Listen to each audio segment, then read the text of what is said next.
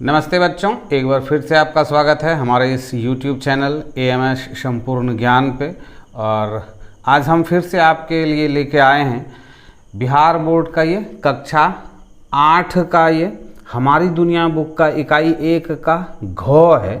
इससे पहले हम लोगों ने क, ख और ग को पढ़ लिया है। अगर आपने नहीं पढ़ा है तो आप हमारे प्लेलिस्ट में चले जाएं। क्लास 8 हमारी दुनिया का जो प्लेलिस्ट है उसमें जाएंगे तो आपको इससे पहले के ग तक के सभी क्लासेस मिल जाएंगे। आज हम लोग घ के बारे में पढ़ेंगे। इसमें क्या है, ऊर्जा और संसाधन। संसाधन हम लोगों ने सबसे पहले अध्याय में पढ़ा है कि हम जिन वस्तुओं का उपयोग करते हैं अपने दैनिक जीवन में वो सभी हमारे क्या होते हैं, संसाधन होते हैं जो हमको प्रकृति से प्राप्त होते हैं। उसमें से कुछ को हम अपने से खुद से बनाते हैं और कुछ प्रकृति के द्वारा हमको ही प्राप्त होता है। तो उस पे आधारित ये आज का अध्याय होगा। इसको हम 2 भागों में बनाएंगे क्योंकि एक भाग में बनाने से बहुत बड़ा वीडियोस हो जाता है जिसको हमको कट करना और फिर अपलोड करना थोड़ा सा प्रॉब्लम होता है, इसलिए हम इसको 2 भागों में विभाजित करेंगे।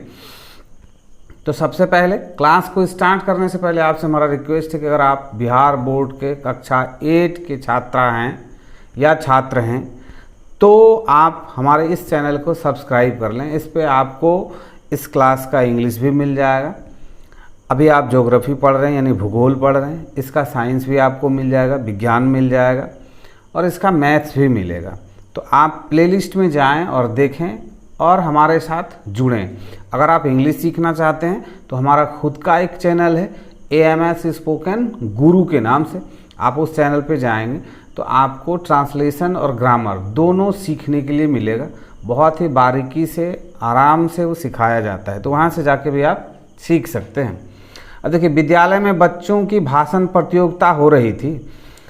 इसके लिए बच्चे कई दिनों से तैयारी कर रहे थे। भाषण का विषय था ऊर्जा संसाधन। क्या था, भाषण प्रतियोगिता रखा गया था स्कूल में और उसका जो विषय था क्या था, ऊर्जा और संसाधन। संसाधन तो हम लोग इससे पहले के अध्याय में पढ़ चुके हैं, मगर ये जो ऊर्जा है ये क्या है, ऊर्जा के बिना हम कुछ भी नहीं कर सकते हैं। अगर आप थोड़ा सा समझना चाहें, बारीकी से समझना चाहें, तो ये जो पेंसिल को मैं उंगलियों से पकड़ा हूँ, इसमें भी हमको पेंसिल पकड़ने के लिए ऊर्जा खर्च करना पड़ रहा है, तभी हम इसको पकड़ पाए हैं या फिर हम इसको उठा पाए हैं।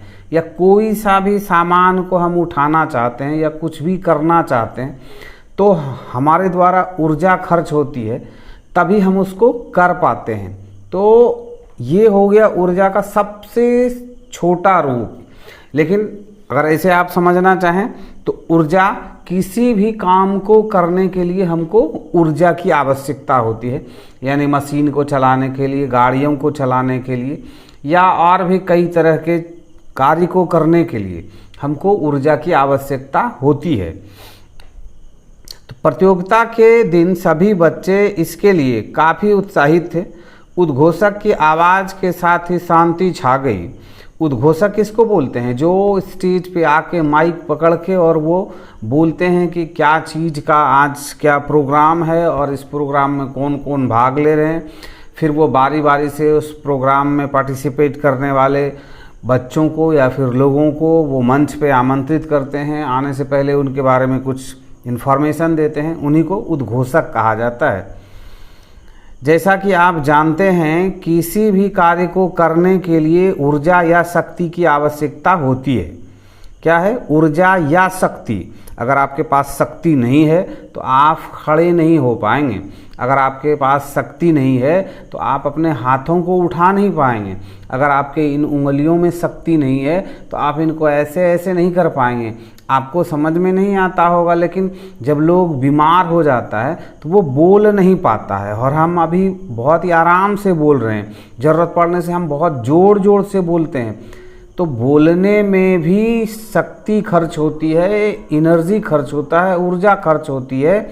अगर वो खर्च नहीं होता तो बीमार व्यक्ति भी आराम से बोल पाता, बीमार व्यक्ति भी आराम से उठ के खड़ा हो जाता, बीमार व्यक्ति भी बहुत तेज कदमों से चल सकता था, या फिर वो दौड़ सकता था, या फिर वो किसी कार्य को कर सकता था। लेकिन एक बीमार व्यक्ति ये सारा काम कुछ भी नहीं कर पाता है। क्यों? क्योंकि उसका ऊर्जा, उसकी शक्ति खत्म हो चुकी होती है। तो आज इसके विभिन्न पहलुओं पर कई बच्चे आकर अपने विचार व्यक्त करेंगे। सबसे पहले मैं सुषमा को अपनी बात रखने के लिए बुलाता हूँ। क्या है? ऊर्जा या शक्ति के ऊपर आके सभी बच्चों को बारी बारी से अपने मन के विचारों को रखना है। जो वो पढ़ के आए होंगे, जो उनके शिक्षक उनको पढ़ाए होंगे, वो आके वो कुछ न कुछ बोलेंगे। लेकिन सबसे पहले किसको बुलाया गया है? सुषमा को बुलाया गया है। सभी श्रोताओं ने ताली बजाकर सुषमा का स्वागत किया।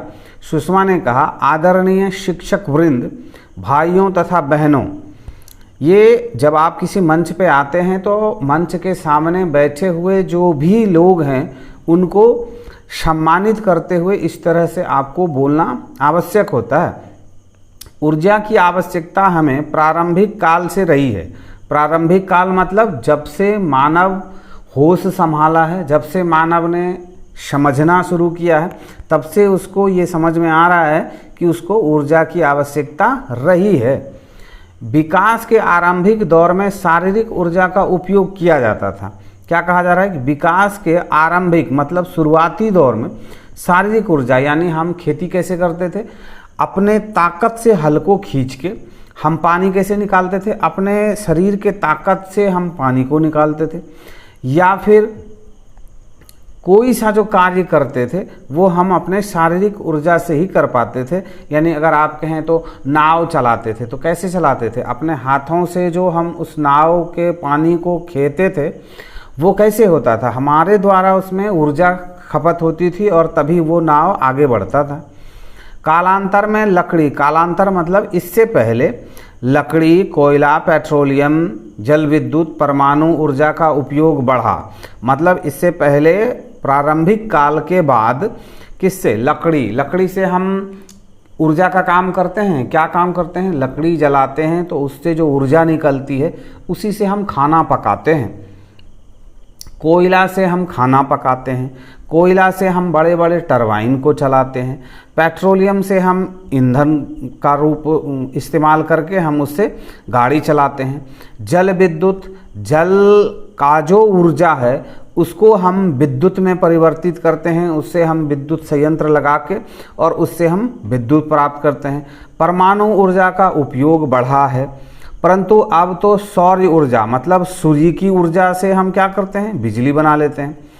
पवन ऊर्जा, हवा के ऊर्जा से, हवा की शक्ति से बड़े बड़े पंखी वाले टरबाइन लगा के हम उससे क्या करते हैं? बिजली उत्पादन कर लेते हैं। ज्वारीय ऊर्जा मतलब समुद्र में जो ज्वार उठता है, जो लहरें चलती है, उन लहरों के ताकत को हम अपने तकनीक से उसमें हम बिजली उत्पादन कर लेते हैं। भूतापीय ऊर्जा एवं बायोगैस, भूतापीय ऊर्जा यानी ज़मीन के अंदर जो ऊर्जा है उस ऊर्जा का उपयोग करके हम बिजली उत्पादन कर लेते हैं।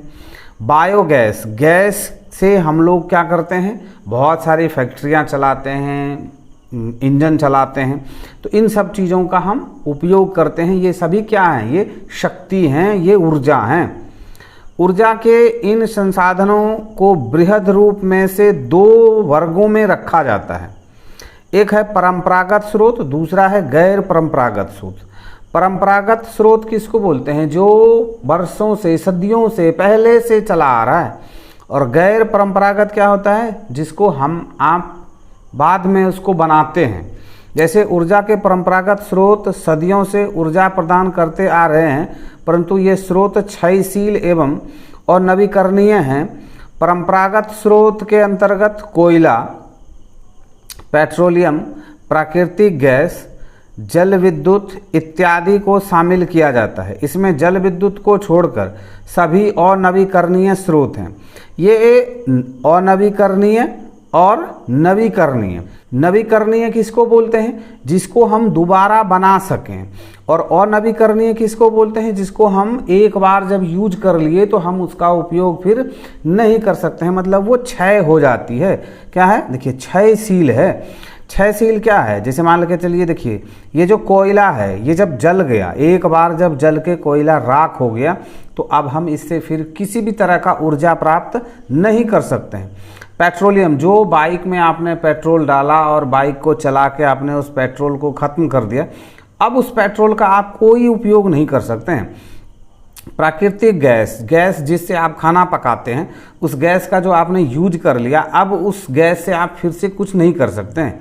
जल विद्युत इत्यादि, लेकिन ये जो जल विद्युत है, जिस जल से मैंने विद्युत उत्पादन किया, फिर से उसी जल को हम फिर से विद्युत उत्पादन में उसका उपयोग कर सकते हैं। तो ये क्या है, ये नवीकरणीय है, यानी एक बार यूज करने के बाद फिर से वो यूज हो जाता है। लेकिन ये जो कोयला है, पेट्रोलियम है, प्राकृतिक गैस है, ये अनवीकरणीय हैं, इनका फिर से उपयोग हम नहीं कर सकते हैं।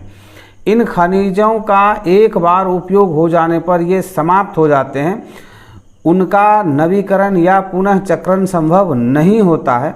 कुल भंडार में से उपयोग की गई मात्रा हमेशा घटती जाती है, इसलिए यह क्षयशील संसाधन है। धन्यवाद।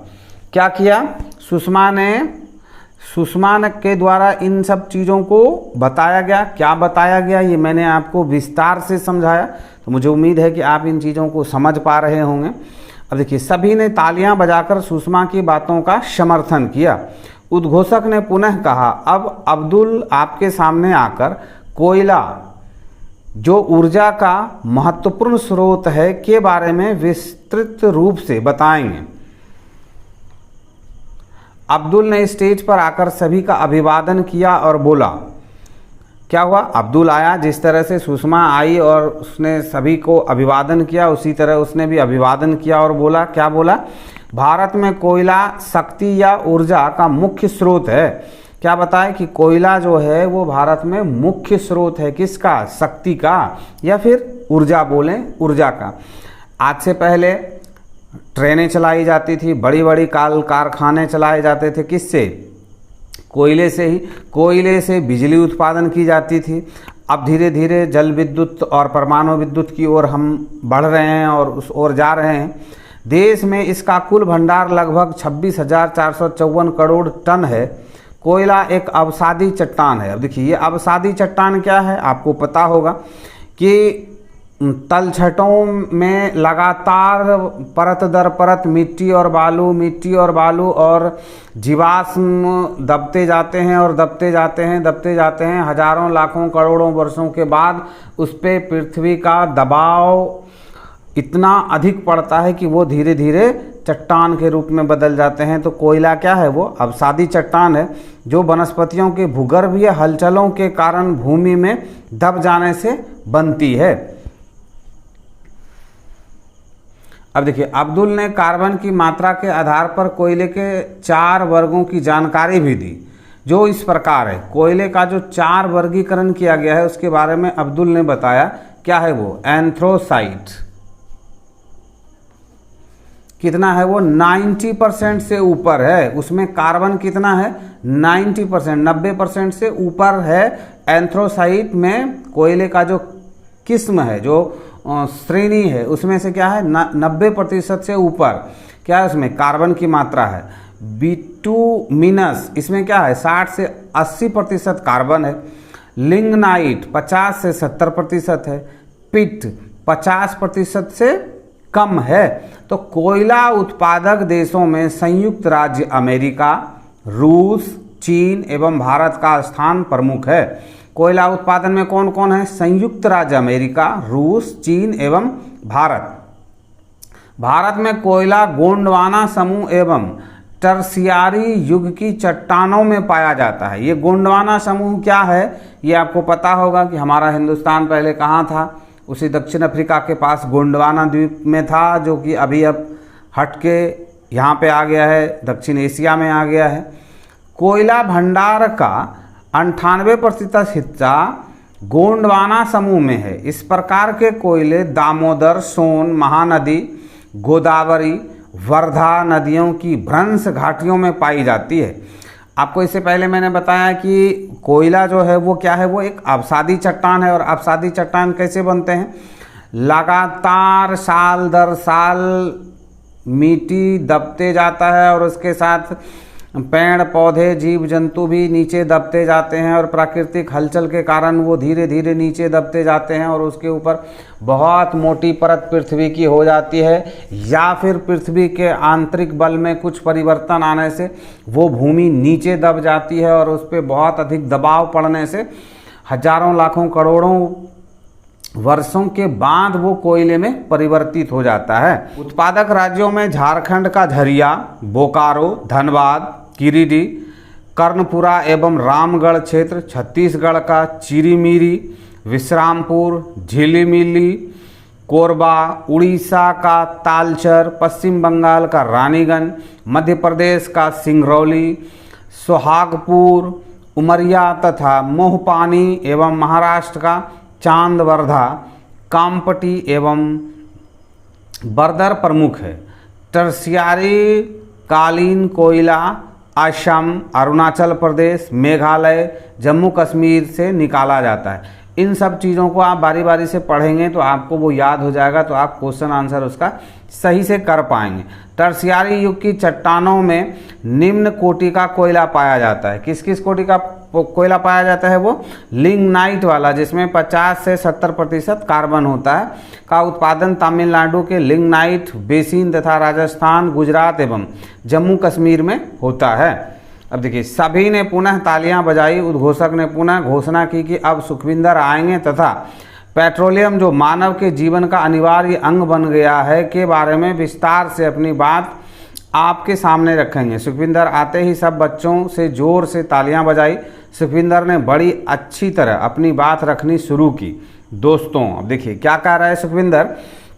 पेट्रोलियम क्या है? ये जो डीजल है, पेट्रोल है या फिर केरोसिन है, ये सभी क्या है? ये पेट्रोलियम है। ये ज़मीन के नीचे अंदर तरल मात्रा में वो तेल हैं जिसको हम लोग रिफाइन करके डीजल में और केरोसिन में और पेट्रोल में परिवर्तित करते हैं और उससे हम क्या करते हैं? ऊर्जा उत्पन्न करते हैं। क्या ऊर्जा उत्पन्न करते हैं? हम उससे इंजन को चलाते हैं। बड़े बड़े फैक्ट्री में इंजन चलते हैं या फिर आप कार, मोटरसाइकिल, बस, ट्रक जो भी है वो किससे चलता है? वो पेट्रोलियम से ही चलता है। तो भारत में पेट्रोलियम पहली बार 1866 में पता चला था। कब पता चला था? 1866 में, तथा 1890 में डिगबोई में पहली बार तेल मिला।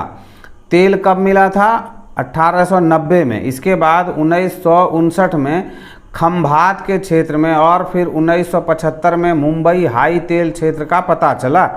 भारत के अलावा मध्य पूर्व के देशों संयुक्त राज्य अमेरिका, रूस, दक्षिण